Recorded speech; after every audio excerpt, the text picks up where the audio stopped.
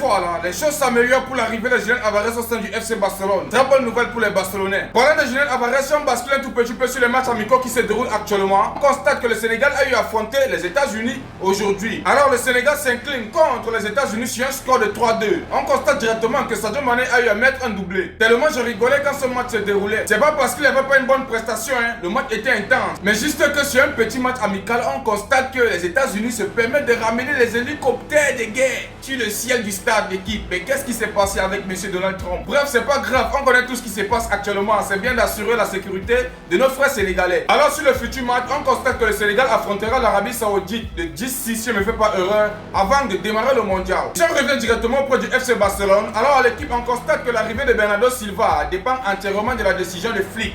Il faut aussi un départ d'un milieu de terrain pour faciliter le transfert. Alors que ça a été relayé ici que Flick a validé, mais qu'est-ce qui se passe à la fin? Bref, l'équipe, s'il arrive qu'un joueur quitte au sein du FC Barcelone tous ces derniers temps, si en termes de milieu, ne serait pas surpris, car Dani Olmo et Deco sont en discussion tous ces derniers temps. Si on continue toujours avec les infos, on tient à préciser que le FC Barcelone envisage de racheter Jean Virgili pour 7,2 millions d'euros. Alors, c'est pas si mauvais, mais j'espère qu'il ne va pas arriver au sein du FC Barcelone pour banquer encore le nouveau. Parce que l'équipe, on constate que c'est beaucoup trop touffu. Au cas contraire, n'hésitez pas à le mettre ce que vous en pensez en commentaire. Très bon joueur, je tiens à préciser. Et si on revient directement chez notre capitaine, on constate que Roland Araujo est sélectionné avec l'équipe nationale d'Uruguay pour disputer la Coupe du Monde 2026. Alors, félicitations pour lui. Et alors, si on bascule directement sur l'affaire de Julian Alvarez au sein du FC Barcelone, on tient très bien à préciser que l'information est assez claire. Julian Alvarez a informé l'Atlético qu'il ne souhaite pas renouveler son contrat et qu'il est ouvert à partir.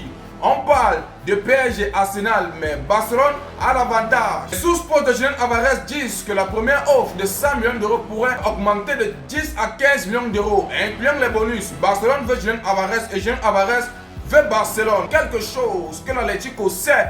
Ils doivent s'asseoir et retrouver une solution. Les 4 tweets qu'ils ont postés récemment n'ont pas beaucoup de poids. Et à ce qu'ils sachent, le PSG a largement ralenti les discussions pour recruter Julian Alvarez.